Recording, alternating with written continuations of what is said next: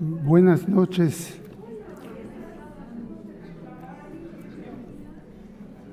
Le voy a pedir a las tres participantes de la siguiente mesa, las doctoras Sabludowski-Copper, Ramos Lira y Sefcovic Wasongars, que pasen por favor aquí a ocupar sus asientos.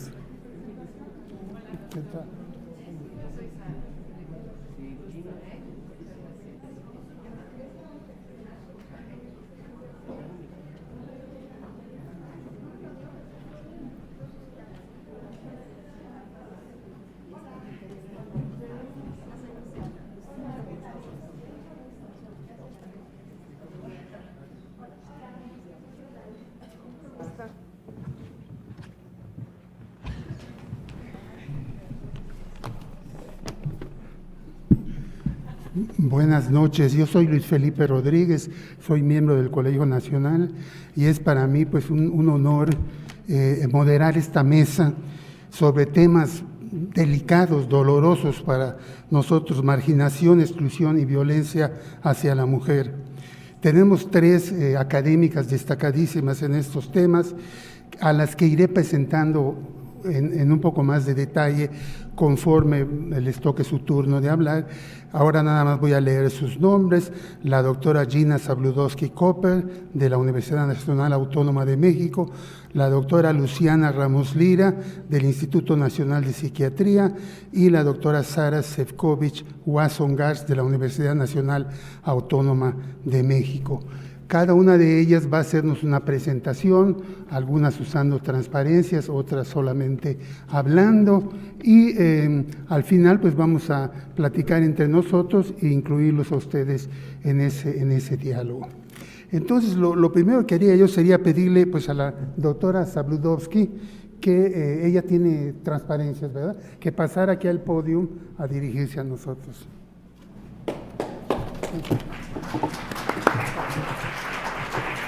Gracias, pues es un gusto estar aquí con ustedes y felicidades a las organizadoras de este evento.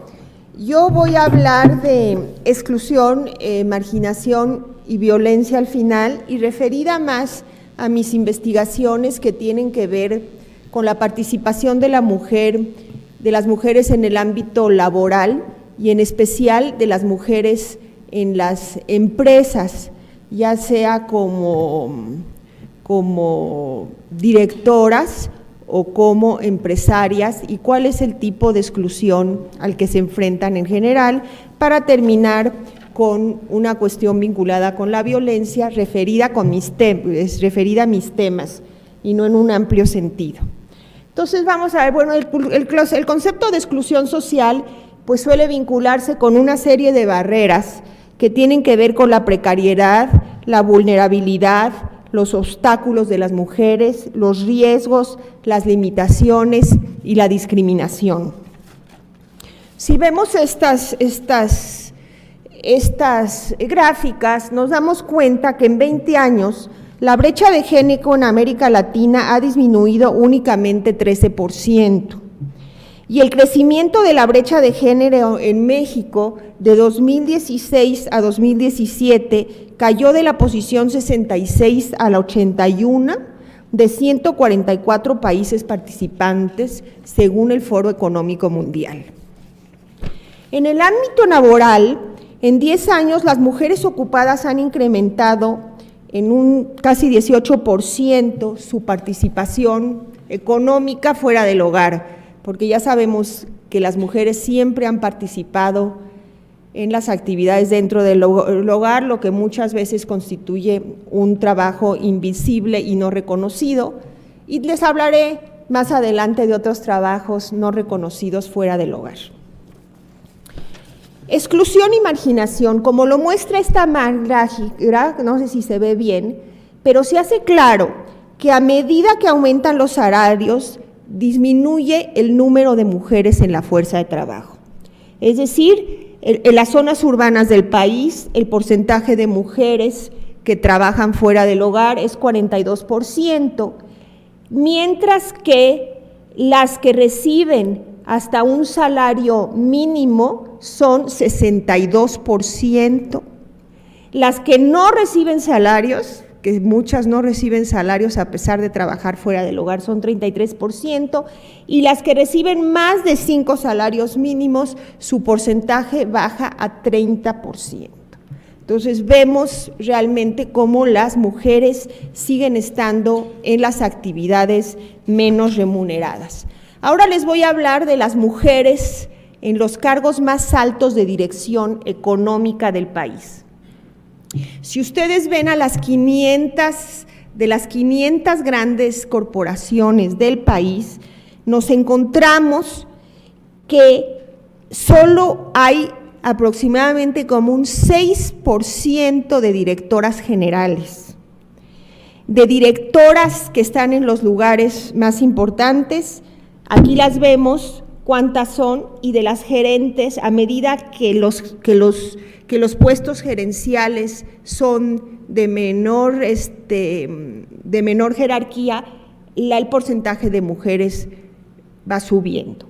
Y vemos una diferencia entre las empresas que son prioritariamente de capital mexicano y las empresas que son de capital extranjero, porque ellas suelen poner medidas de diversidad y de apoyo a las mujeres que las grandes corporaciones mexicanas todavía no han puesto en marcha. Otra de las cuestiones es que, como sucede en otros ámbitos laborales, a la segregación que ya llamamos vertical, que tiene que ver con la presencia de mujeres en los niveles más bajos, se aúne una segregación horizontal que tiene que ver con las mujeres en ciertas ocupaciones. Entonces, como vemos, es que no voy a poder con los dos. A ver, ¿dónde le hago? ¿Aquí?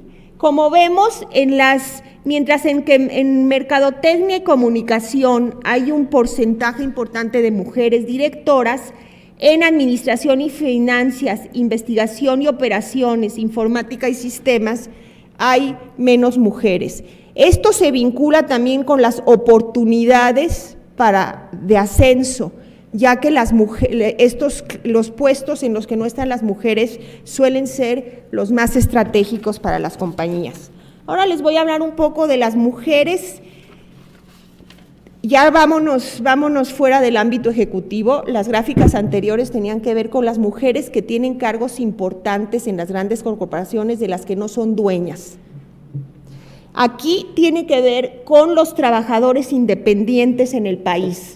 Como ustedes ven, las mujeres dentro de los trabajadores independientes, que incluyen empleadores y trabajadores por su cuenta, las mujeres tienen un porcentaje importante, un 43%, pero la mayoría de ellas está en el autoempleo y son pocas las que están, aunque este porcentaje ha subido, son pocas las que están como empresarias empleando a otras. Esta es cómo ha subido el porcentaje de mujeres empresarias con negocios propios de 1993 a 2013. Y esto es lo mismo que ocurre en el ámbito de las ejecutivas y lo mismo que ocurre en muchos tipos de trabajo para las mujeres. Las mujeres suelen centrarse en ciertas actividades, desde luego las mujeres en la construcción y en la agricultura, que son dueñas de empresas, pues apenas son 2, 4, 6%, mientras que las manufacturas también son muy pocas, aunque su porcentaje ha ido creciendo, y se concentran en el comercio y en servicios, y generalmente, como sabemos, servicios educativos, servicios de turismo. El rama de turismo es la única rama donde las mujeres son mayoría. Ahora vamos un poco más es que como ya tengo 2 aparatitos, esto es mi esquema del techo de cristal en México. Este es un esquema que yo hice. Como ustedes saben, el techo de cristal tiene que ver con esas barreras invisibles que no se ven, pero que impiden a las mujeres llegar a posiciones más altas. Entonces, mientras que déjenme ver mi gráfica aquí porque no la veo. Mientras que los directores generales de las grandes empresas, solo el 5% son mujeres, los altos cargos ejecutivos el 12%, los empleadores el 20%, es que son para distintos años. La fuerza de trabajo, aproximadamente el 38%, ya ha crecido. La Cámara de Diputados no es la última, es la de 2012, y sabemos las medidas que se han tomado para llegar al 38%, y en donde sí las mujeres han cambiado su participación a pasos acelerados es en las universidades, donde muchas veces ya llegan a ser 50-51%, y además la eficiencia terminal de las mujeres suele superior a los hombres. Sin embargo, vean lo que pasa con los ninis. Los ninis, el 75% son mujeres. Es una categoría que debe cuestionarse, porque no se trata de que ni estudian ni trabajan. Son mujeres que están trabajando en su hogar o que están a cargo de los hijos y que son contabilizadas como ninis. Pero tenemos un 75% de mujeres entre la población de ninis. Ahora les voy a hablar rasgos de exclusión de lo que pasa en la mayoría de las empresas del país que son familiares, como suele suceder en muchos países latinos.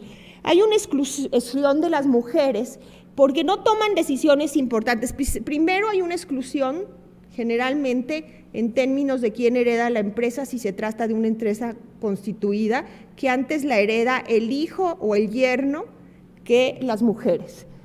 Y también tenemos que, debido al proceso de socialización, aquellas mujeres que toman decisiones importantes en la compañía actúan como en el hogar, las presentan como si fueran decisiones de los hombres.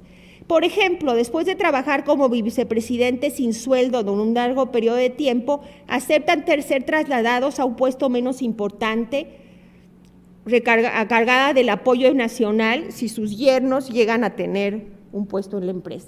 Este es un estudio que se hizo en Andalucía sobre las empresas familiares en Andalucía, y ustedes ven las horas promedio de días laborales del empleo formal de las mujeres, el que es reconocido y se paga, y del empleo informal de las mujeres que trabajan en la empresa familiar, pero que no se les reconoce ni se les paga.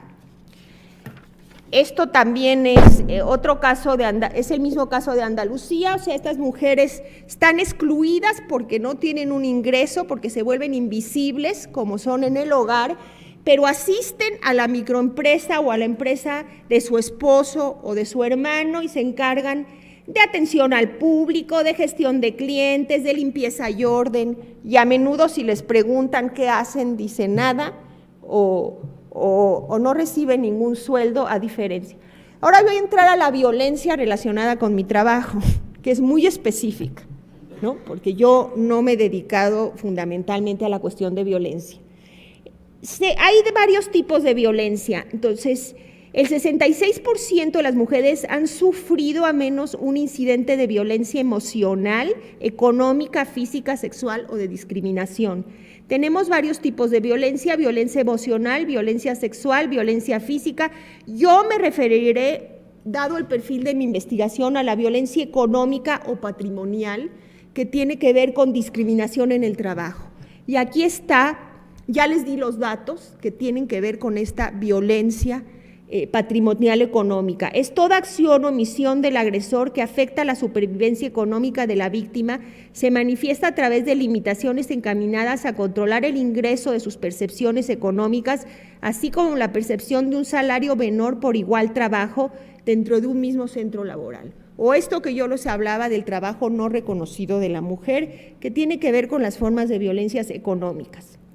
Les voy a hablar de 3 ámbitos de violencia, no porque sean los más importantes, aquí hay especialistas en el tema que seguramente les hablarán de los más importantes, sino porque son los que más se vinculan con mi investigación. Una violencia económica familiar, una relación entre el número de trabajadoras independientes y los homicidios de hombres en el país, y violencia que sufren los establecimientos comerciales y empresariales, específicamente de la micro pequeña empresa, que corresponden al tamaño de las empresas de mujeres, por la violencia cotidiana, derecho de piso, etcétera. O sea, las mujeres están en la microempresa, las grandes corporaciones tienen sus formas, o sea, sus instalaciones parecen cuarteles, o sea, vayan a Santa Fe, o sea, son fortalezas, ellas tienen todas las y para entrar ahí verdaderamente uno entra como una fortaleza, su situación que no que no ocurre en las pequeñas y microempresas donde están una gran parte de las mujeres y que están sujetas a una violencia cotidiana. Aquí vemos que la inserción de las mujeres como trabajadoras independientes disminuye la violencia económica por parte de sus parejas. La mayoría de las mujeres que operan como trabajadoras independientes están casadas y toman su propia decisión sobre su trabajo. Aquí están, si la tomaron solo ella, si la tomaron, este es de solo ella y este es en comparación si la tomó con su pareja. Estas mujeres, desde luego, como era de esperarse, porque el hecho de tener un sustento económico propio es algo fundamental para disminuir la violencia en casa o para hacer que una mujer pueda demandar al agresor. Pero yo aquí solo estoy hablando de la económica. Las mujeres trabajadoras perciben menos actitudes relacionadas con la violencia económica de sus parejas. Ese es el porcentaje de incidencias de violencia económica en el ámbito familiar de las mujeres trabajadoras y de las amas de casa. De cualquier forma es muy grande, pero ven una disminución importante. La otra tesis que no me atrevo a poner, porque esto es apenas como que un cuestionamiento que hice para esta charla, realmente no lo he estudiado, no lo puedo llegar a aseverar, pero hay una posible relación entre el número de mujeres que ingresan a trabajos independientes y los homicidios de hombres en algunas localidades. Ustedes ven aquí que estamos en uno de los años de más homicidios de hombres, o sea, de más homicidios en general, pero de más homicidios. En 2011 estábamos aquí, en 2016 estamos aquí, han crecido en general todos los homicidios. Pero cuando hay homicidios de hombres, la gran mayoría de ellas están casados, y es desafortunadamente como el alcoholismo en algunos lugares, es uno de los motivos que lleva a que las mujeres quieran poner un micronegocio porque no tienen otra forma de insertarse en el ámbito familiar, en el ámbito laboral. No estoy generalizando, hay muchas otras causas. Hay indicios de que los homicidios de la pareja se relacionan con la actividad económica de las mujeres y en especial con las trabajadoras independientes. Y esta es una cuestión que todavía no está exacta, que estoy tratando de sacar, del porcentaje de estados receptores de población a nivel nacional y de la fundación de negocios independientes, de empresitas, no son negocios independientes de mujeres. Por ejemplo, donde se ha encontrado, no sé dónde tengo lo de Colombia. Bueno, en Colombia sí se ha encontrado esta relación porque se ha encontrado que entre los desplazados hay un mayor número de mujeres, entre los desplazados por violencia, y que ellas pues buscan muchas veces en la microempresa su forma de sobrevivencia. Y por otro lado, como les dije, la violencia en los establecimientos empresariales, pues los que tienen menos cuestiones de defenderse, de derecho de piso y todo lo que se le está pidiendo, son los establecimientos micros y pequeños donde las mujeres tienden a concentrarse. Entonces, estas son algunas declaraciones de 2017 de las presidentas de la Asociación Mexicana de Mujeres Empresarias, AMGE, que declararon que los niveles de violencia e inseguridad han repercutido en los niveles de producción de sus empresas. Esta es una declaración de Patricia Salazar, de Sinaloa. Elsa Villegas, en Culiacán, señala: miedo no tengo coraje que no nos permitan hacer adecuadamente nuestra función, coraje de que mis hijos se tengan que ir de Culiacán para poder estar yo también más tranquila y seguir trabajando. En el estado de Veracruz hay una falta de mano de obra debido a la inseguridad. Declaraciones de la presidenta de la Asociación de Mujeres Empresarias de Coatzacoalcos. En Quintana Roo se hizo un llamado a AMGE a las autoridades a promover y difundir programas que fortalezcan sus actividades económicas y con ello recuperar los negocios que, si bien no han cerrado, han tenido que cambiar a veces de giro debido a los altos niveles de inseguridad. Y en términos más cualitativos, en algunas entrevistas que yo he hecho con mujeres que fueron migrantes o que reciben el dinero de sus parejas que son migrantes y que su primera intención es crear una microempresa, o sea, tengo algunas entrevistas con mujeres de Guerrero, regresan crearon la microempresa, inmediatamente la tienen que cerrar, porque llegan a pedirles derecho de piso, a amenazarlas específicamente. Habría que ver qué tanto esto se relaciona con género, y estas mujeres pues acaban en el servicio doméstico o como meseras cuando tenían otro tipo de aspiraciones que se ven coartadas por la violencia. Entonces, bueno, este es un panorama de un tipo de violencia que se relaciona con mis investigaciones, y estoy segura que todo lo demás ámbito de la violencia hacia las mujeres, en todos los demás ámbitos más allá del económico, que es un tema que yo no he tratado, pero que de alguna forma está presente, será tratado por las otras panelistas. Muchas gracias.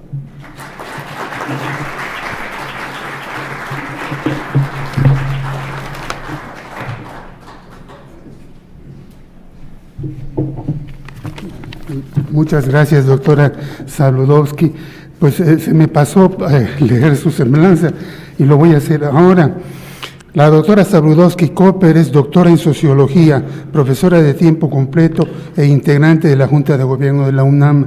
Es investigadora nacional nivel 3 y ha recibido otras distinciones como el Premio Nacional María Lavalle Urbina, el Premio Universidad Nacional y la instauración de una cátedra a su nombre en la Universidad Autónoma de Ciudad Juárez. Sus líneas de investigación son la teoría sociológica y política, historia y desarrollo conceptual en las ciencias sociales y las mujeres en cargos de dirección económica, temas de los que nos habló, ¿verdad? Sobre ese último tema ha sido representante de México en diversos foros internacionales como los organizados por la OCDE, la PEC y la ONU.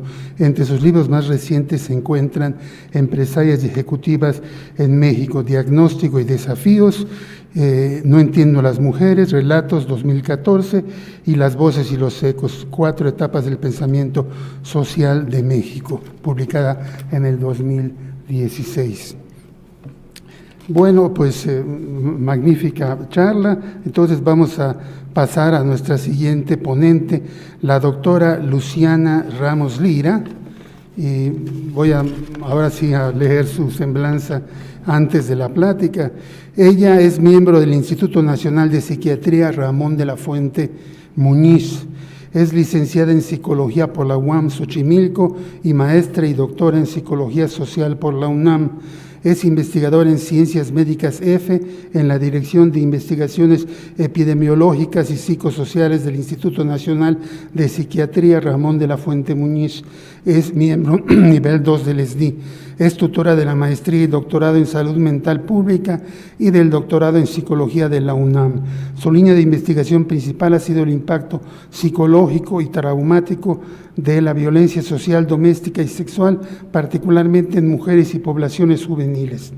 Actualmente desarrolla un proyecto sobre los factores psicosociales asociados con el embarazo no deseado, que incluyen el abuso sexual infantil y la violencia doméstica, y también las implicaciones que tiene en la salud mental de las mujeres el decidir interrumpir el embarazo en comparación con las mujeres que lo continúan.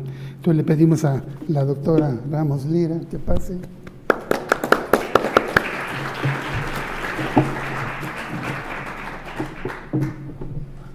Gracias. Bueno, buenas tardes. Me pareció muy interesante la violencia que abordó la doctora, porque, bueno, efectivamente por eso le puse este título de el tema de la violencia es un fenómeno altamente complejo. Realmente me quebré la cabeza para poder pensar qué decir al respecto, y no porque sepa mucho, sino porque el tema es demasiado amplio.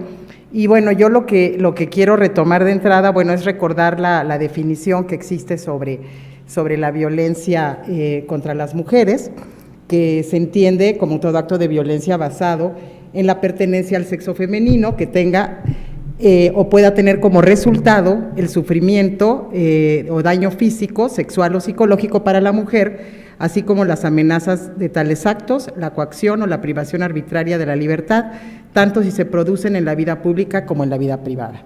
Entonces, bueno, hablamos de que se ha ya definido que existen ciertas formas de violencia que vivimos las mujeres por nuestra condición de ser mujeres, que no tiene que ver necesariamente con la biología, pero que de alguna manera esta diferencia biológica ha sido construida históricamente de manera tal en que el género pues se ha configurado también como una situación de relaciones de poder, ¿no? Donde las mujeres hemos tendido a estar en una situación, digamos, de desigualdad frente a los hombres. Ahora, en términos de datos generales, pues las encuestas de la OMS señalan que alrededor de más o menos son 30% de las mujeres en el mundo han presentado algún tipo de, han padecido algún tipo de violencia física y o sexual por parte de su pareja, o han sufrido también violencia sexual por parte de algún desconocido, alrededor del 7%, y digamos que el continente americano pues es una de las regiones donde no necesariamente es más alta, pero sí es, por ejemplo, más alto que en países, ¿no?, de altos ingresos.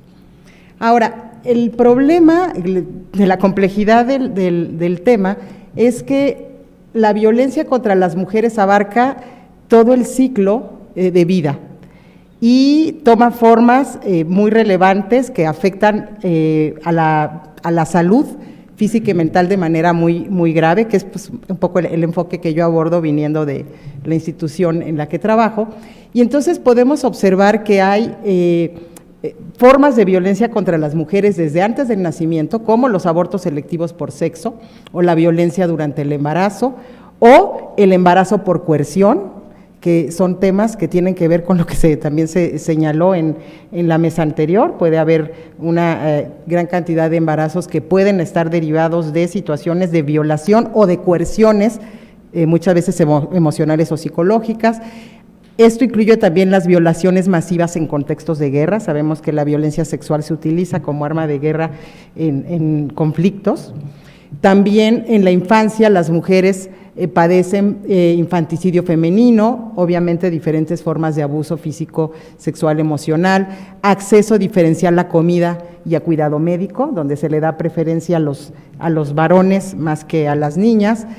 En la preadolescencia ocurren formas de violencia que también se relaciona con lo que se habló previamente como el matrimonio infantil, la mutilación genital, el abuso sexual por familiares y desconocidos, que es una problemática gravísima de la que no contamos con suficientes datos, pero que con los datos que hemos obtenido a nivel cuantitativo, pero también en acercamientos cualitativos, sabemos que es de una magnitud mucho más grande quizás de lo que aparece en los datos duros, y que por lo menos en el caso de México se parece el patrón al de otros países, que es un patrón de abusos cometidos principalmente por familiares directos de las niñas, principalmente padre, tío, abuelo, primo y hermano, que es un patrón diferente al que ocurre, por ejemplo, en el abuso sexual de niños. Otra vez, bueno, sigue el acceso diferencial a comida y cuidado médico. Tenemos problemas importantes, prostitución infantil, trabajo infantil. En la adolescencia también podemos hablar de matrimonio temprano y matrimonio forzado. Violencia en el noviazgo, que es un tema que abarca pues a un montón de relaciones que ahora tienen también las y los jóvenes. Esto incluye también la violación en citas, ¿no?, que es otro fenómeno en donde no necesariamente ocurre una agresión en una relación de pareja, pero pues sales con alguien y hay una situación de violación, y esto se relaciona mucho con el consumo de alcohol. También hay que considerar que hay relaciones sexuales por coerción económica, y esto ocurre también en ciertos contextos de alta violencia.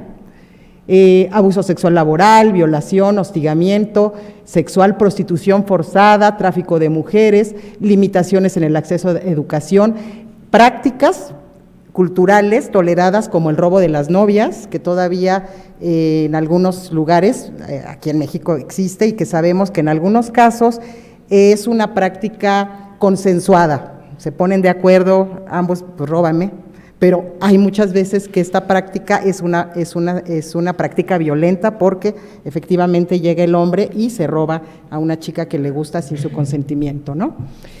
En la edad reproductiva, violación marital, feminicidio de pareja, abuso psicológico, violencia durante el embarazo. Es muy interesante cómo hay datos en que quisiera creer que cuando la mujer está embarazada disminuye la violencia, pero tenemos datos de que se incrementa muchas veces la violencia en el embarazo. Algo pasa que en algunos hombres algo ocurre que empiezan a golpear o se incrementa la violencia física hacia la mujer. Tenemos también el abuso por la familia política y de otros parientes, el abuso relacionado con la dote, todas las formas de violencia sexual en el ámbito laboral, explotación extrema del trabajo doméstico, también podemos considerarla. La mujer no se considera que es un trabajo y se le explota en este ámbito. Secuestro, coerción sexual reproductiva, embarazo forzado, y también abortos forzados. Hay temas relacionados con la coerción reproductiva y en edad avanzada, abuso de viudas y también contra mujeres ancianas. O sea, hay una cantidad de violencias que atraviesan la vida de las mujeres y que en ese sentido, por eso, la violencia de género se ha llegado a considerar como una situación estructural, pero que se ha invisibilizado y se ha naturalizado históricamente.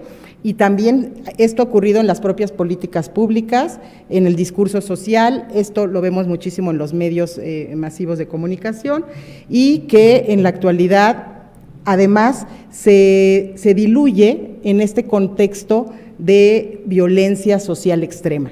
Entonces se dice muchas veces, pero pues no es para tanto, matan mucho menos mujeres que hombres, a los hombres los matan mucho más en estos contextos de violencia. Ahora, esta violencia además tiene secuelas gravísimas en las mujeres y niñas, tanto consecuencias no fatales que tienen que ver con consecuencias físicas como lesiones o discapacidades permanentes, una gran cantidad también de problemas psicosomáticos que se pueden asociar, como el síndrome de dolor crónico, el síndrome de intestino irritable o trastornos gastrointestinales. También hay consecuencias psicológicas y psiquiátricas importantes, ya se habló de la depresión, por ejemplo, como uno de los problemas más frecuentes en las mujeres y que está muy asociado con la violencia. Tenemos al trastorno por estrés postraumático, por supuesto, y lo que se llama ahora el trastorno por estrés postraumático complejo, trastornos del sueño, trastornos de alimentación, tendencias suicidas, y esto que también se señaló, ¿no? Cómo la violencia también lleva a una autopercepción negativa. ¿Por qué? Porque en estas situaciones de violencia, además de que haya, por ejemplo, una violencia física, suele utilizarse violencia emocional, donde la mujer es intimidada, es humillada, es devaluada, y entonces se le hace sentir que merece lo que está viviendo porque ella es la culpable, por ejemplo.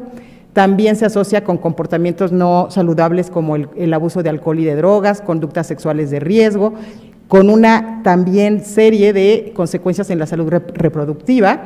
Ya se habló del VIH, enfermedad de transmisión sexual, embarazo no deseado, complicaciones en el embarazo también, y también, por supuesto, tiene consecuencias fatales esta violencia. Hay lesiones, ¿no? Gravísimas que llevan a la muerte, asesinatos, feminicidios, suicidios, ¿no? Entonces, hay una gran cantidad de situaciones asociadas con la violencia.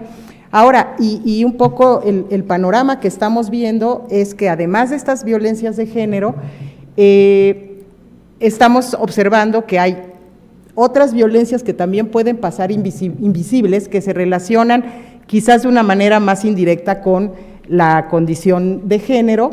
También actualmente las mujeres, y creo que el ejemplo fue clarísimo, también se ven afectadas por las violencias relacionadas con el delito y el crimen organizado y no organizado, es decir, además ocurre este tipo de violencia junto a las otras, y además se exponen, o cuando las mujeres están en lo que Médicos Sin Fronteras y las organizaciones humanitarias llaman otras situaciones de violencia, donde existen situaciones de violencia extrema, donde si bien no se puede calificar que existe una guerra, un conflicto interno armado o externo, existen situaciones de violencia que son muy parecidas a la guerra y que por sus efectos incluyen graves violaciones también a los derechos humanos. Y esto es lo que está pasando en México en algunas ciudades, municipios o zonas. Podemos pensar ahora en Chilapa, por ejemplo, que es como si fuera una zona de guerra, ¿no? Diferentes municipios en Tamaulipas, de Veracruz, de Chihuahua, etcétera, ¿no? Entonces, además está esta situación. Entonces, bueno, lo que quiero yo señalarles es que, por ejemplo, si observamos los datos que se obtienen de lo que se denomina la carga global de la enfermedad, que se calcula con datos de encuestas y de instrumentos oficiales en México y en todo el mundo, estamos viendo que, bueno, que en todo el mundo han disminuido las muertes de mujeres de todas las edades por violencia interpersonal y en diversas regiones de América, pero en México las tasas se han incrementado a partir de 2007, ¿sí? Pasando de 3.3 a 4.1 y digamos que actualmente lo que presentamos nosotros de tasa de esta violencia interpersonal, de muertes por violencia interpersonal es el doble de lo que ocurre a nivel global. Ahora, lo que ocurre también con la violencia es que no solamente puede generar muertes, sino que existen otros indicadores, en este caso el DAILY, que también se señalan como los avisa, que en estos cálculos lo que se hace es sumar los años de vida que se pierden, más los años vividos con discapacidad, porque recordemos que también la violencia tiene un impacto importante en ese sentido, y un DAILY equivale a un año perdido de vida saludable, y nos permiten estimar la cantidad total de años perdidos, en este caso debido a la violencia interpersonal. En México para 2016 se perdieron 150.714 años de vida saludables, o una tasa de 235 años perdidos por 100,000 mujeres, ¿no? Digamos, teniendo las mismas datos, ¿no? Ahora, si observamos lo que ocurre en nuestro país, es que no se ve muy bien, pero bueno, esto es el cálculo hecho para nuestro país y diferentes estados, incluyendo hombres y mujeres. Entonces podemos observar que desde más o menos 2005, si ustedes ven lo que sabíamos, en los 90 había empezado una disminución de los homicidios en México, luego viene incremento brutal que llegamos a ver que en Chihuahua se tuvo una tasa en 2010 de 63.19 muertos por 100,000, es una tasa altísima, y otras, por ejemplo, en Guerrero, de 42.63, Sinaloa, Baja California, estos son hombres y mujeres. Ahora, si se calcula solamente las tasas de mujeres, destaca sobre todo, estas son también de todas las edades, que en Guerrero, fíjense qué interesante, por eso es importante hacer estos análisis desagregados también, ¿no? Porque estamos observando que en Guerrero fue donde a partir de 2005 notamos que aumentó de manera muy importante las tasas de violencia interpersonal, que llegaron a 10.1 en 2013, y en Chihuahua también, ¿no? Llegó a una 9.78, y aquí en este caso el otro estado afectado es Oaxaca. Y los años que han perdido las mujeres de vidas saludables, pues podemos observar, por ejemplo, que en Chihuahua se llegaron a perder 576 años por violencia interpersonal. No me voy a detener, pero podemos ir viendo los patrones, ¿sí? Y sobre todo podemos seguir viendo que en este caso, sobre todo es Chihuahua y Guerrero han sido los estados donde las muertes de mujeres por violencia interpersonal se mantienen. Esto se observa que cuando son mujeres de menos de 5 años se tiende a ver una disminución, o sea, sí han disminuido los años de vida que se pierden, pero en otros años, por ejemplo, de 5 a 14, encontramos en Guerrero, Oaxaca y Chihuahua los estados con más años saludables perdidos. En las mujeres de 15 a 49, aunque hubo un patrón de descenso, aumenta otra vez en el año 2000 en Chihuahua, y vuelve a bajar, ¿no? Y también otra vez ahí se encuentra el pico en Guerrero, y de 50 a 69 años es similar. Ahora, también se observa que las causas de muerte, más bien de años perdidos saludables, que son estos dailies por 100,000 habitantes, se ha ido moviendo las causas y pueden ustedes observar que, por ejemplo, la violencia y el autodaño, como se denominan, bueno, esta sí ha quedado en el mismo rango en las mujeres de 5 a 14, pero por ejemplo en el grupo de 15 a 49 pasó del lugar 9 al 8 y en otros grupos de edad también ha pasado a otro lugar, digamos, más importante. Ahora, desafortunadamente, y perdón aquí porque puse al revés los datos, este es 2016, no es al revés. La violencia por parte de la pareja, según la CENDIRE, comparando las tres, pues no solo está igual, ha aumentado. En este caso es la violencia de pareja, la violencia física, y una se puede poner a pensar que qué ha pasado entonces con los programas o qué ha ocurrido, qué está sucediendo con esta temática, que como ustedes ven en este caso, pues se observa en todos los estados estos que seleccioné. En el caso de la violación, pues es muy difícil dar cifras. La violación es uno de los delitos más subregistrados, de por sí vivimos en un país donde la cifra negra de delitos es altísima, entonces esta gráfica es interesante porque si bien se ven las denuncias, podemos también entender por qué tampoco se denuncia, porque vean ustedes, de estas denuncias, estas son las cifras de los sujetos que se llevan a proceso, los que son sentenciados con condena, los procesados e imputados y los que tienen sentencias condenatorias, ¿sí? Entonces, bueno, esto nos hace pensar también en lo que ocurre. El abuso sexual en la infancia se incluyó en la última ENDIRE y se calcula que 4.4 millones de mujeres han sufrido abuso sexual durante la infancia. Y entonces, además de todas estas violencias, pues hay muchas otras que no se registran. Esto, por ejemplo, fue de un estudio que realizamos con ABIM, pues casi ya hace un sexenio, y donde hicimos una revisión de estudios y también hicimos unas entrevistas, y algo que era interesante es que efectivamente la violencia, por ejemplo, de pareja, sigue siendo una gran preocupación y nos enfocamos mucho hacia ella, pero hay otras formas de violencia en otros ámbitos que también son muy relevantes y las investigamos menos.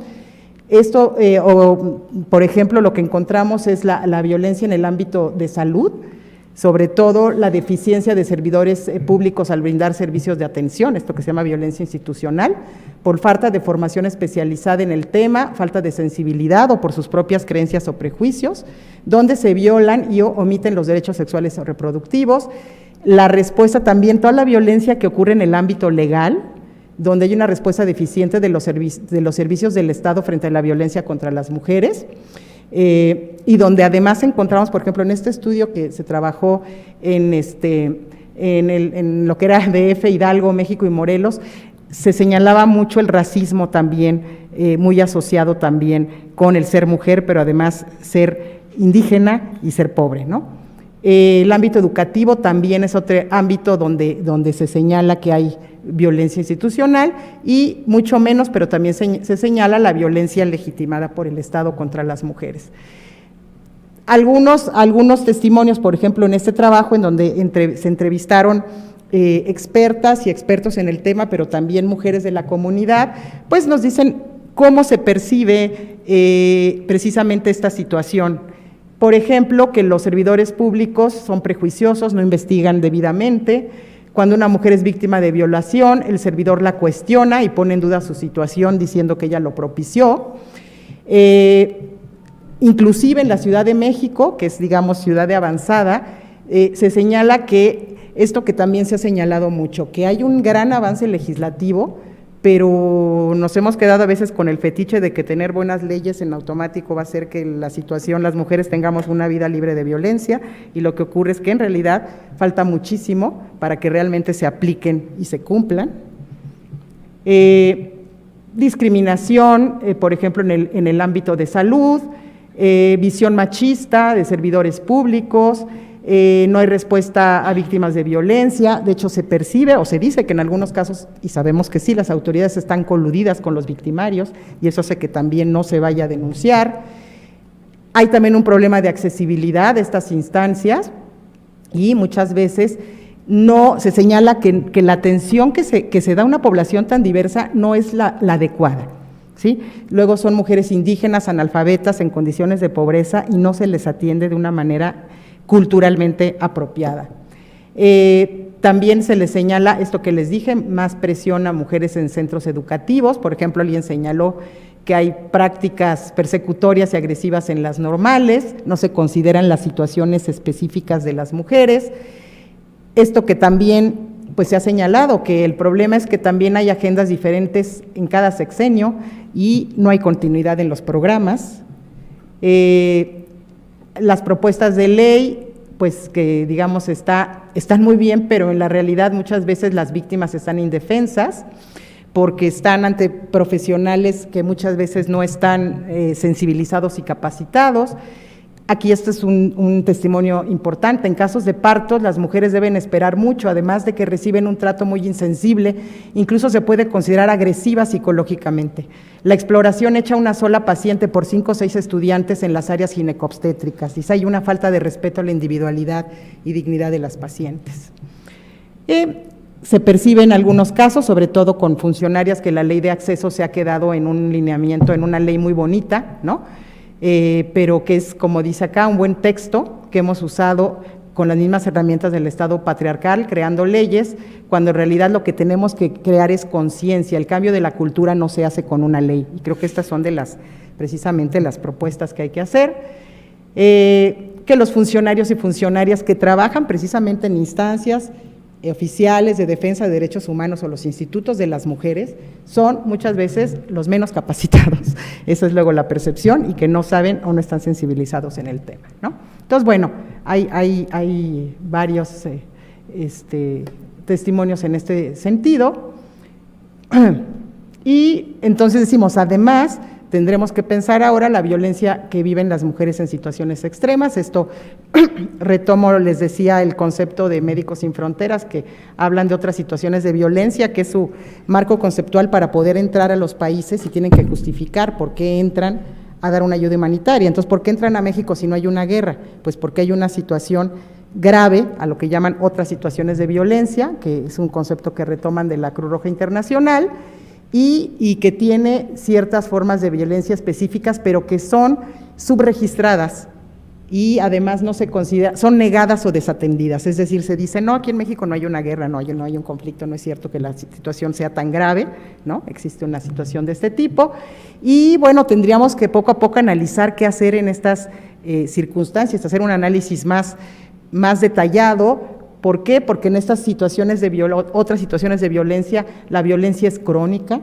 hay multiexposición, hay un trauma cotidiano, hay un tejido social que se ha roto, hay miedo todo el tiempo, hay desconfianza en las instituciones, también hay una gran variabilidad en el tipo de violencia. En particular se señala que la violencia sexual es un tema importantísimo que sí se incrementa en estas situaciones de alta violencia y que requiere, para abordarlas, mucho cuidado, porque finalmente nos pasa no solo a comunidades de alta violencia. Hablar del tema de abuso sexual sigue siendo un tema que genera mucha resistencia y que necesita primero también plantearse para sensibilizar.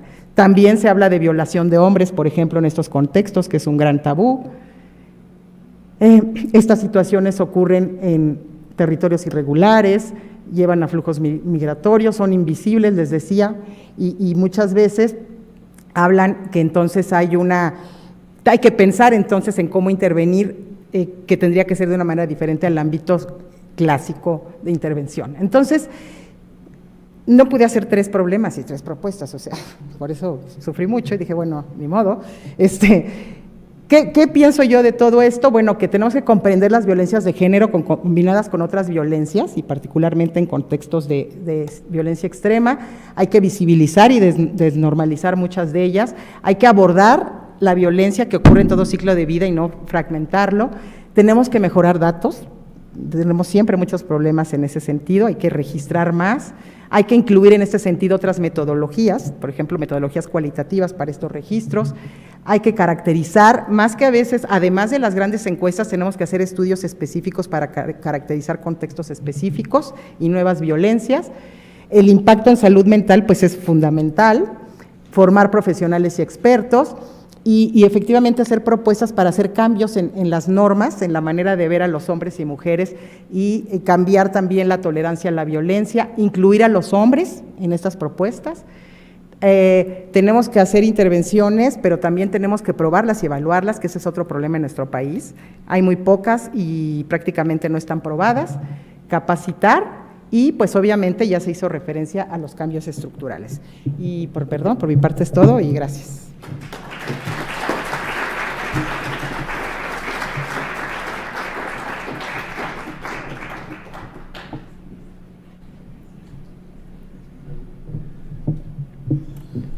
Muchas gracias, doctora. Pues entonces pasaremos a nuestra última ponente, la doctora Sara Sefcovic Wasson-Garst de la Universidad Nacional Autónoma de México, quien es licenciada y maestra en Sociología y doctora en Historia de México por la UNAM. Desde hace más de 35 años es investigadora en el Instituto de Investigaciones Sociales de la misma UNAM, en donde trabaja sobre temas de ideas, cultura y discurso. Es profesora en el posgrado de la Facultad de Ciencias Políticas y Sociales de la UNAM, ha sido articulista en varios periódicos de circulación nacional y desde hace más de 20 años lo es semanalmente en el periódico El Universal. Paralela a su carrera académica, es narradora, ha publicado 15 libros de ensayo, más de 100 artículos en revistas y suplementos culturales y más de 1000 artículos periodísticos. Entre sus reconocimientos se encuentran el Premio Plural de Ensayo, el Premio Agustín Yáñez, la Beca Guggenheim y la Leona Gerard Endowed Lecture de la Universidad de California. Pertenece al Sistema Nacional de Investigadores. Doctora Sefcovic.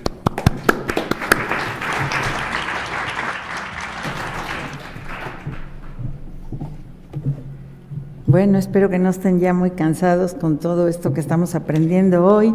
Les agradezco muchísimo a las maestras Compani de La Mora y Manzanilla por esta invitación que mucho me honra a estas jornadas, sobre todo porque últimamente, estas últimas semanas, hemos participado en un intenso debate sobre lo que significa la participación de las mujeres en el Colegio Nacional y entonces, pues realmente agradezco la apertura de considerarme.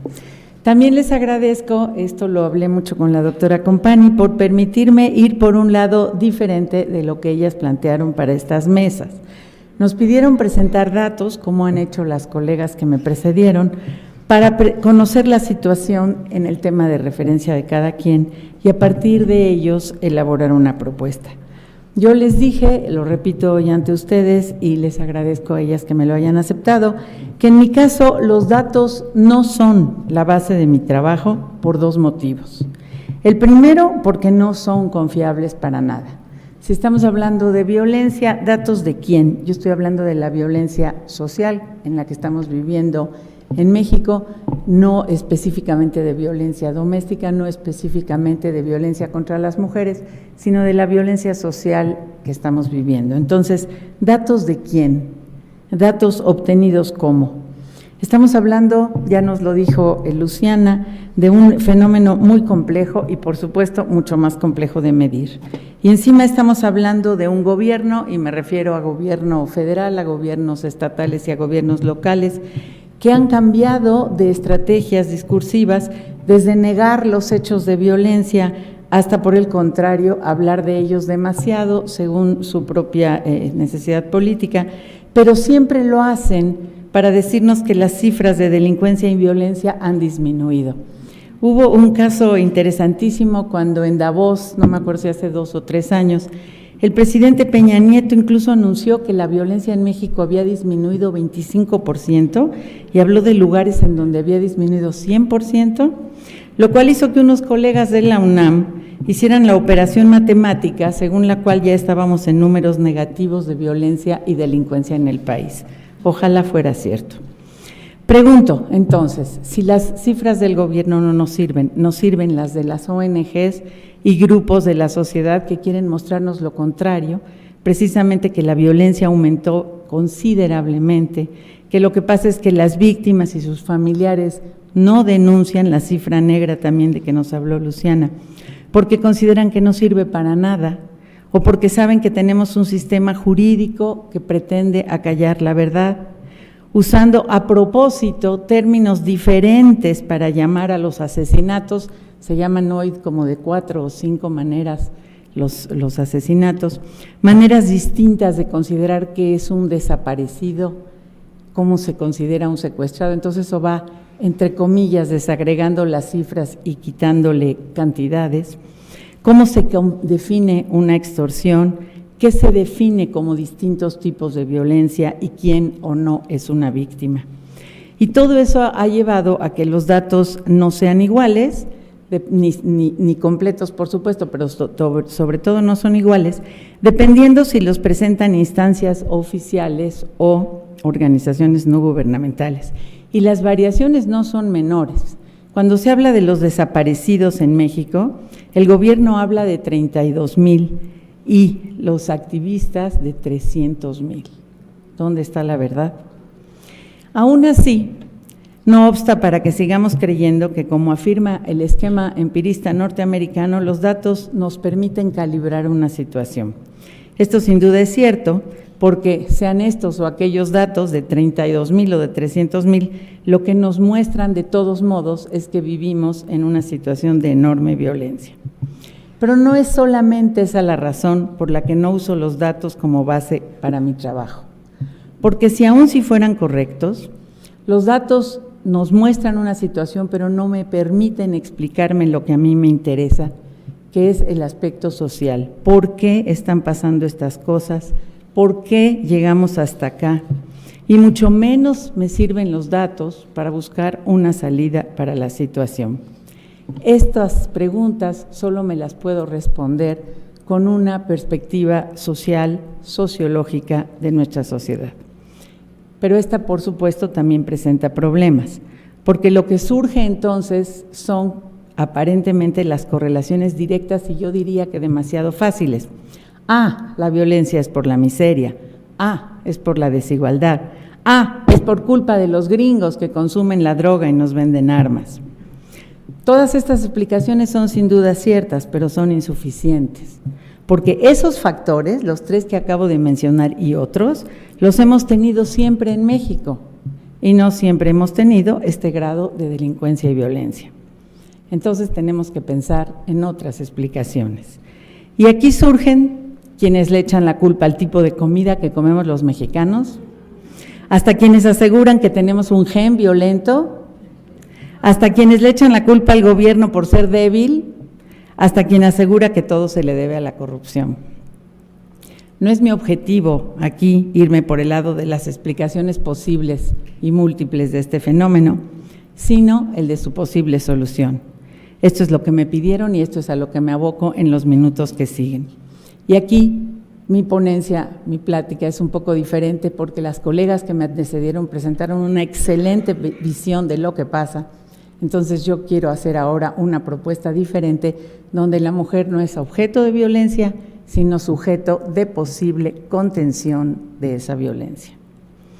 Hasta hoy se han echado a andar en México varias formas para solucionar la violencia, desde sacar al ejército a las calles y reorganizar el funcionamiento y capacitación de las policías, lo cual ha sido un desastre absoluto, que consiste en que algunos quieren coordinar agencias federales, estatales y locales, cosa que no se puede hacer, por extraño que parezca. Otros que hablan de crear mandos únicos o al contrario, de formar grupos de élite, quienes hablan de descentralizar para permitir que cada policía se adapte a su entorno particular.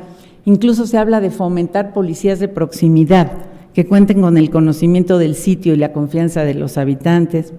Se habla de erradicar plantillos, de cerrar fábricas, de interceptar cargamentos, de capturar capos con la idea de que eso desarticula los cárteles, de aumentar las penas de cárcel para los que son capturados o incluso de pretender detener el lavado de dinero con controles bancarios y convenios internacionales.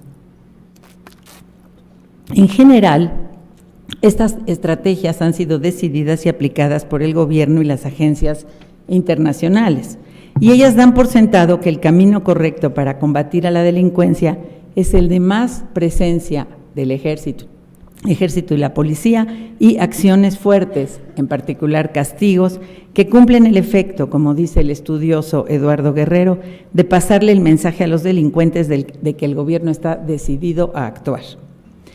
Otro tipo de estrategias tiene que ver con lo que ha decidido la sociedad, que ha reiterado que el único modo para prevenir la delincuencia y la violencia consiste en destinar recursos para mejorar las condiciones de vida de las personas que habitan en aquellos sitios donde opera la delincuencia. Por ejemplo, crear programas para construir o reparar infraestructura comunitaria y habitacional, dar becas para que los jóvenes estudien, ayudas para crear empleo, organizar programas artísticos y deportivos para las familias, especialmente niños y jóvenes, con la idea de que mejor jueguen fútbol a que se alquilen como pistoleros. Otras estrategias han sido las llamadas autodefensas y policías comunitarias que crearon por su cuenta habitantes de ciertas regiones, hartos de las extorsiones, secuestros, desapariciones y ejecuciones, como dice uno de ellos, de la impune barbarie de los criminales. Este tipo de organización se ha dado de cierta manera también en las ciudades donde los condominios, los vecinos se organizan para defender sus zonas habitacionales, cerrándolas al paso de personas ajenas y poniendo vigilancia. Un modelo que cada día tenemos más en México es el de justicia por la propia mano, donde se lincha no solo a los delincuentes, sino incluso a los sospechosos.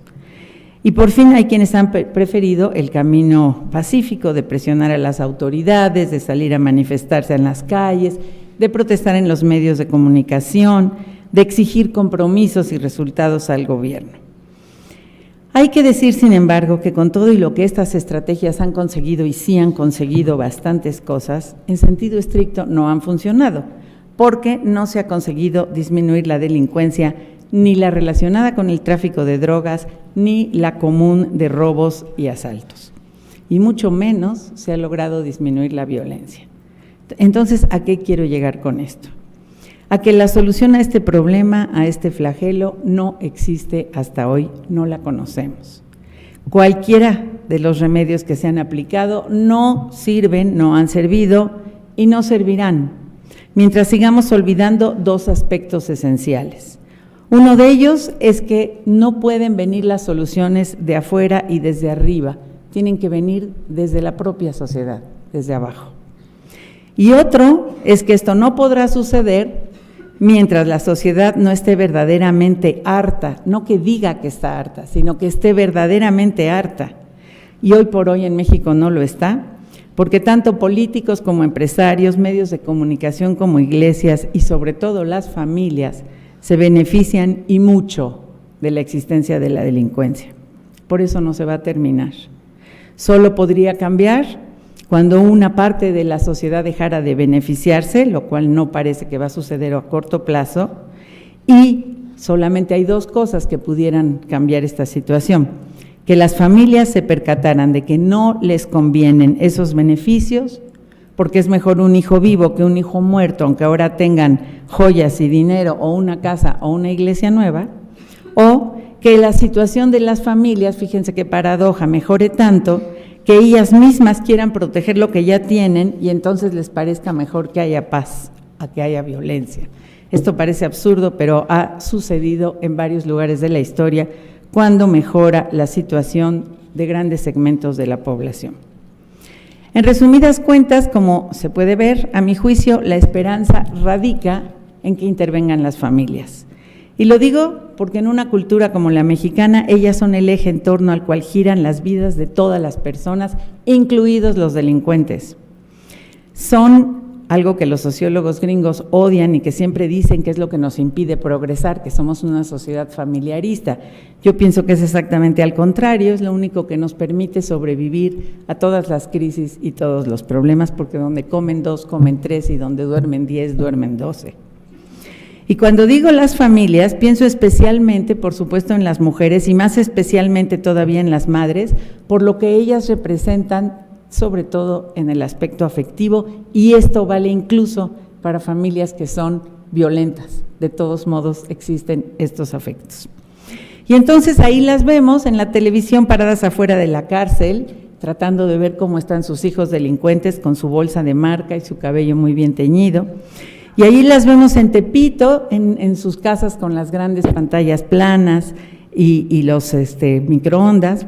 Y ahí está la mamá del Chapo dejándose entrevistar enternecida porque su hijito le regaló una casa y le construyó una iglesia al pueblo, sin que la señora nunca se pregunte de dónde sacó el dinero ese muchachito que era más pobre que una rata, como se dice vulgarmente.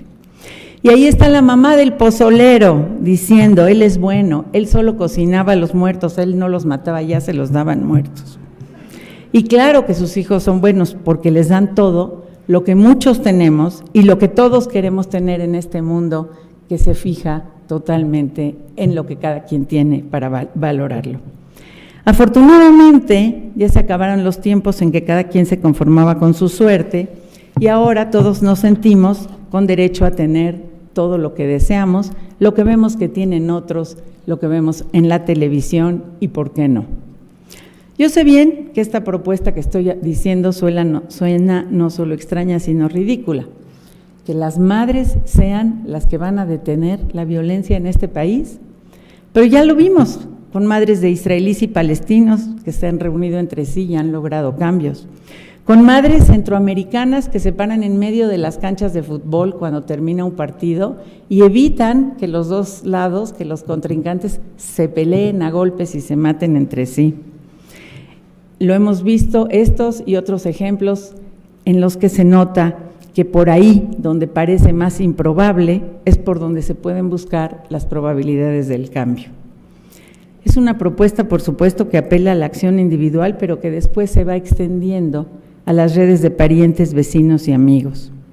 Y es una propuesta que apela a la conversión de las personas en ciudadanos activos que asumen su responsabilidad del cambio, sin echarle siempre la culpa de todo a los de afuera, a los otros, sin por ello quitarle al gobierno la suya en el cumplimiento de sus obligaciones, algo en lo que ha fallado de manera importantísima. Es una propuesta, por fin, que parece demasiado pequeña, demasiado chiquita, y a lo mejor por eso es paradójicamente posible, pero en todo caso es la única que podemos tener ahora, no tenemos ninguna otra. Muchas gracias.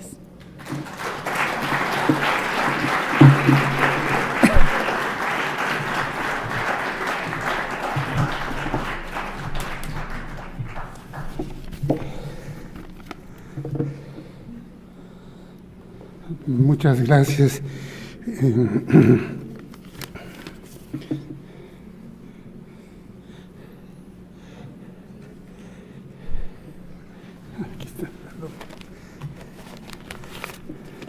Permítanme, le doy las gracias a varias personas de las redes sociales que nos han felicitado: Miguel Ayala Espino, Gabriela Juana de Arco, Rosario Prego, Esther Castro Galván.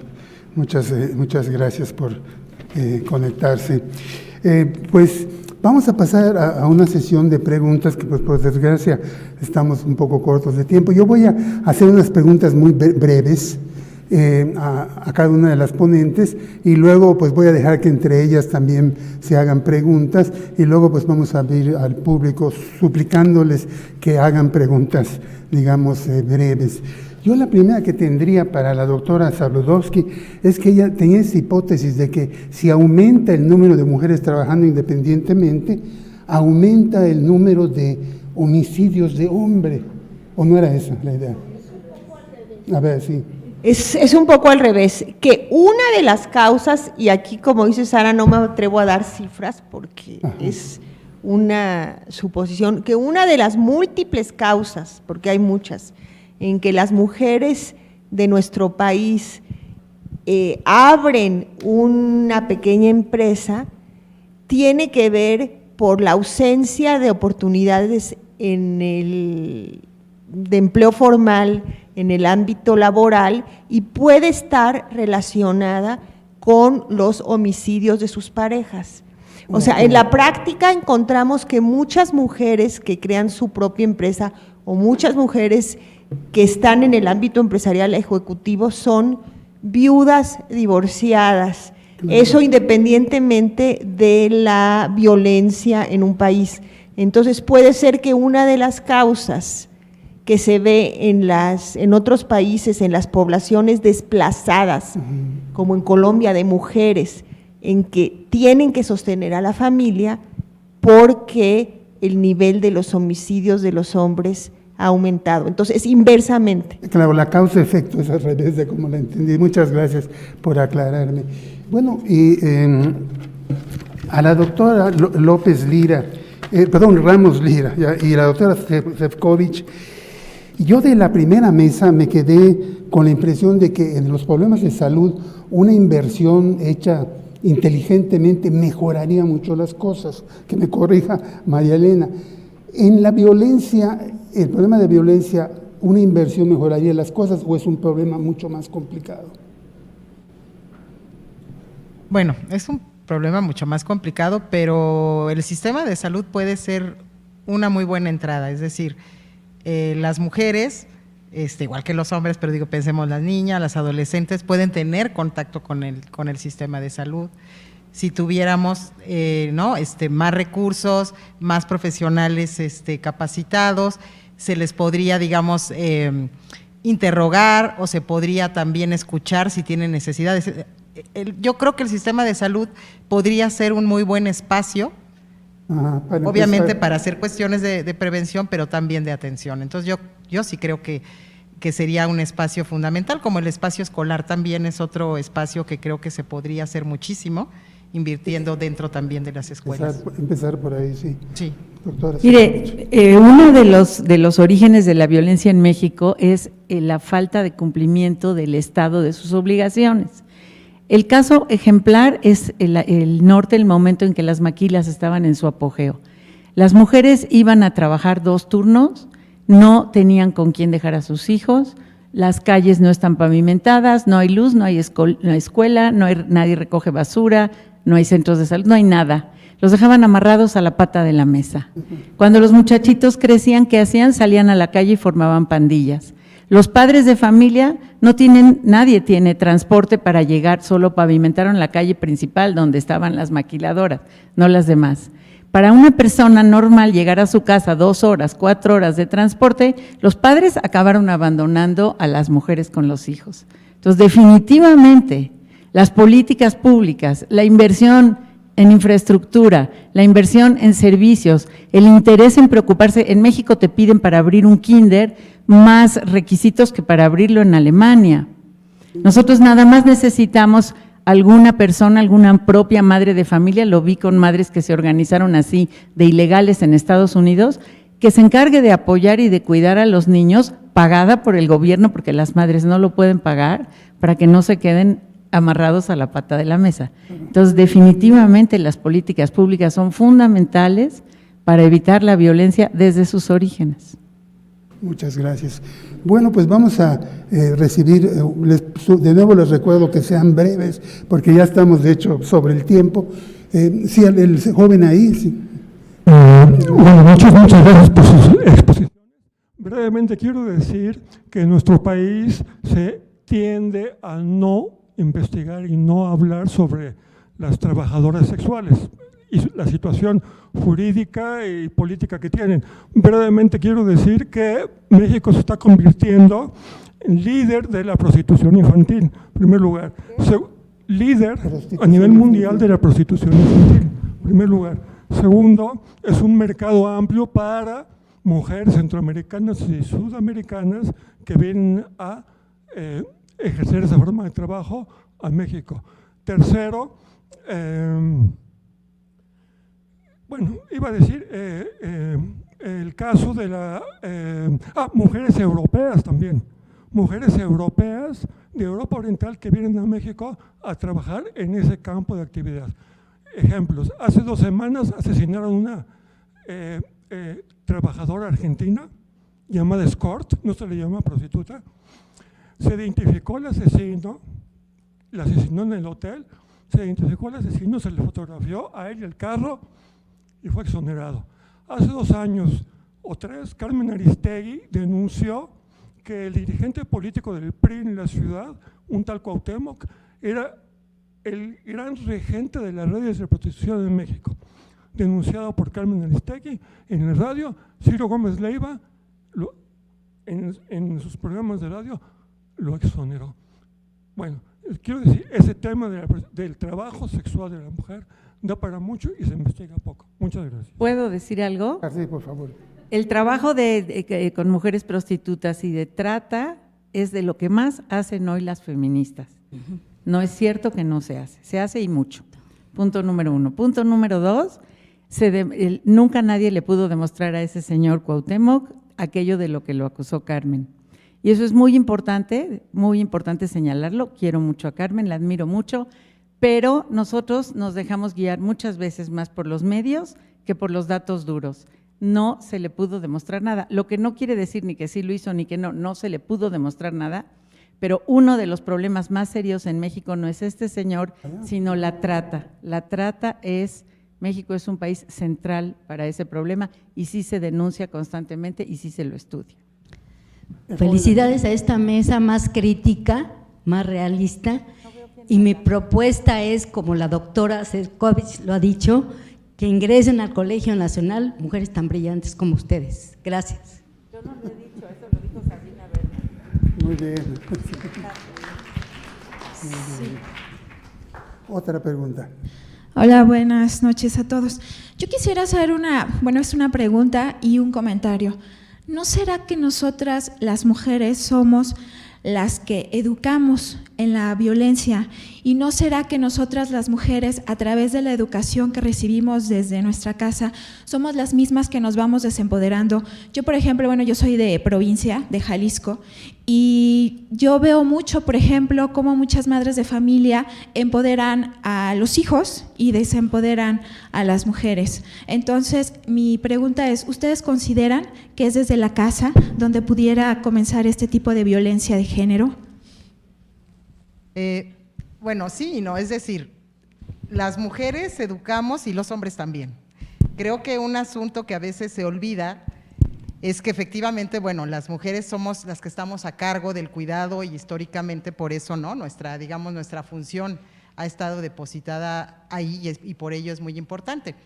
Sin embargo, por ejemplo, cuando también trabajas con hombres y con adolescentes, los hombres te hablan mucho de la presencia o no presencia de los padres, de los varones. Muchas veces, es más, el papá no está y decimos, pues el papá no está, total. Pues eso afecta muchísimo a los chavitos, por ejemplo. Entonces, hay que tener, ¿sí me explicó? Creo que sí, por supuesto, las mujeres educamos porque estamos en el mismo sistema, en este sistema, digamos, patriarcal, y lo podemos reproducir, pero no solo somos las mujeres. Creo que ahí también hay un tema que tenemos que tener cuidado. Estoy de acuerdo con el tema de entrar por la familia, pero entrando también con los varones, porque si no, si algo sale mal siempre es la mamá, y si sale bien, pues es la familia, ¿no? Entonces creo que sí hay que trabajarlo, pensar y sí reproducimos, pero no podemos dejar de lado el papel que tienen los varones, aunque no estén, porque es muy importante tanto para las mujeres como para los hombres, ¿no?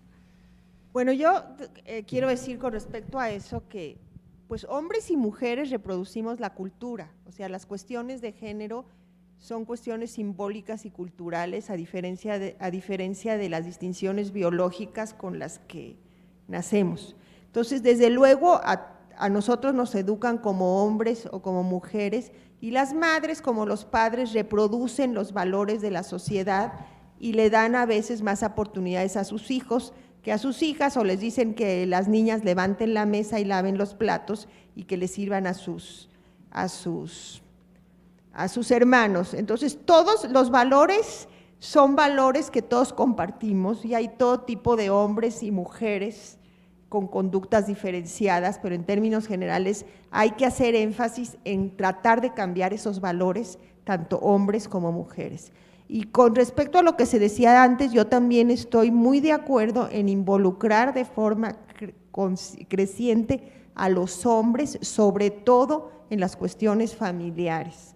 O sea, ahorita hay un programa que se llama He for She, donde los hombres tienen que estar apoyando las medidas de mayor equidad hacia las mujeres, pero los hombres también tienen que tener mayores oportunidades de paternidad, mayores oportunidades apenas en la reciente reforma de la Ley Federal del Trabajo, por primera vez en México se dieron 5 días de licencia de paternidad para un hombre, que son escasas. Si queremos fomentar que los hombres estén más con sus hijos y cambios integrales, tenemos que mirar a los hombres y tenemos que mirar a educarlos como no violentos, como parte de la masculinidad, ¿no?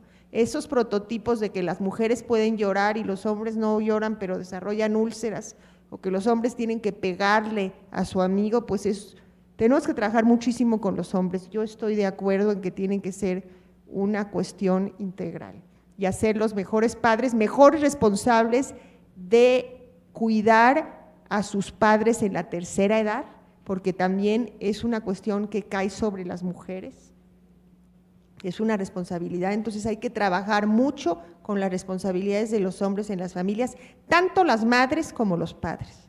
Gracias. Otra intervención de la señorita. Bueno, antes que nada estoy muy de acuerdo en que la violencia en México está muy naturalizada.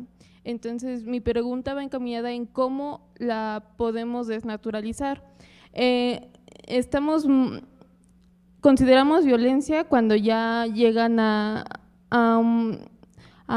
golpes, abuso sexual, y la omitimos mucho cuando son simplemente comentarios o ya está un acoso sexual pero sin llegar a tocar, simplemente incomodidad. Entonces mi pregunta va, bueno, más que pregunta es pedirles una orientación en cómo como mujeres podemos evitar eso, bueno, actuar activamente en contra de eso, sin que nuestro único papel sea evitarlo o alejarnos de esa persona. ¿Cómo podemos nosotras actuar en contra de eso? Y bueno, esa sería mi pregunta. Pues digo, de entrada creo que algo que ha sido fundamental es que las mujeres nos organicemos, ¿no? Esa es una parte. Hablar del tema es visibilizarlo, o sea, creo que algo que es importante es empezar a hablarlo, decir qué ocurre, porque algo que no se nombra no existe, ¿no? Entonces creo que abrir espacios para hablar de estos temas es muy, muy importante. Y la otra cuestión es que sí es complicado porque se han creado protocolos, mecanismos para hacer, por ejemplo, denuncias de cuestiones de acoso laboral, las universidades, y es un tema bien complejo porque sigue habiendo también mucha colusión por parte a veces de autoridades y protección a los perpetradores. O sea, un tema que sí es de fondo y que sí tenemos que pensar muy bien es que hay esta tendencia a desacreditar a la víctima de violencia sexual, y hay una tendencia, y eso le dice Judith Lewis Herman, que trabajó mucho el tema de trauma y feminismo, y decía, hay una tendencia a aliarse con el perpetrador, porque el perpetrador lo que quiere es que las cosas no cambien, ¿sí? Y además siempre va a devaluar a la víctima y decir que no es cierto. Entonces, por eso, para hacer algo se requiere casi siempre un movimiento político o social que dé voz y que ayude, digamos, a sostener este tipo de situaciones. Actos concretos, pues sí puedes pensar a dónde puedes acudir. Muchas veces, pues nosotras a veces decimos, tú tampoco a veces no te conviene denunciar si vas a salir perdiendo, por ejemplo. A veces hay que valorar, a veces te dicen denuncia, y a veces hay que pensar si hay que denunciar. O sea, desgraciadamente así son las cosas a veces. Entonces, sí me explico, hay que valorar, hay que organizarse y hay que tener otras maneras más también creativas de empezar a trabajar el tema del acoso, organizarse. Y yo siempre pienso que sí, desafortunadamente se habla más de las víctimas y poco de los acosadores, ¿no? Y creo que hay que hablar más de ello también, ¿no? ¿Alguna última pregunta o intervención? Atrás ahí la señorita.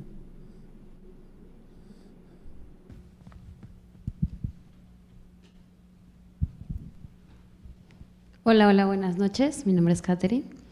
Hablando en este tema de esta situación, de a lo mejor una posible solución sería darle una nueva definición a esta estructura familiar. ¿Está bien establecido a lo mejor el tema de igualdad? ¿No tendría que cambiarse a lo mejor por equidad? Porque, no sé, a mí me parece muy interesante esta cuestión de a lo mejor encaminar a los hombres en esta actividad en la que no están a lo mejor tan acostumbrados, pero tenemos Mi pregunta es si tenemos equívocamente el tema de igualdad muy guardado en nuestra conciencia colectiva.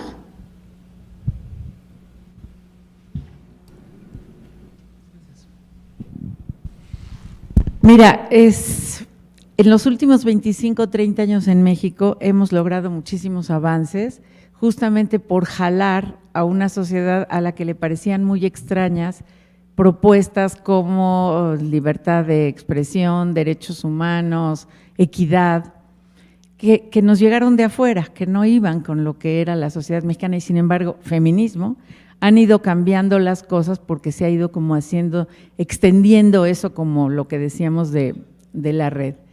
Sin embargo, yo como feminista padezco mucho cada vez que vengo a decir la familia y la madre, porque es el discurso de la Iglesia, y lo estoy repitiendo.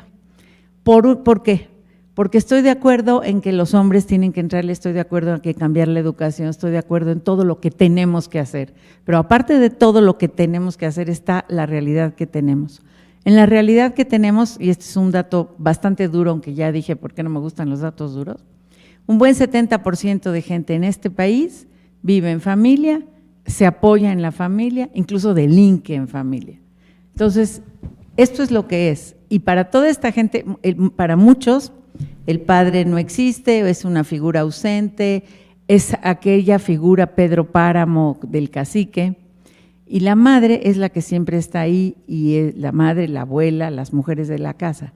Entonces, por eso tuve que obligarme a mí misma como feminista a contrastar lo que yo quisiera que fuera y los grandes avances que hemos tenido en este país, porque nos quejamos mucho, pero muchos de ustedes no habían nacido hace 50 años, donde de veras todo estaba mucho más difícil, y cómo combinarlo con esta realidad que tenemos a nivel social. De ahí sale una propuesta donde se apela a las mujeres de la familia.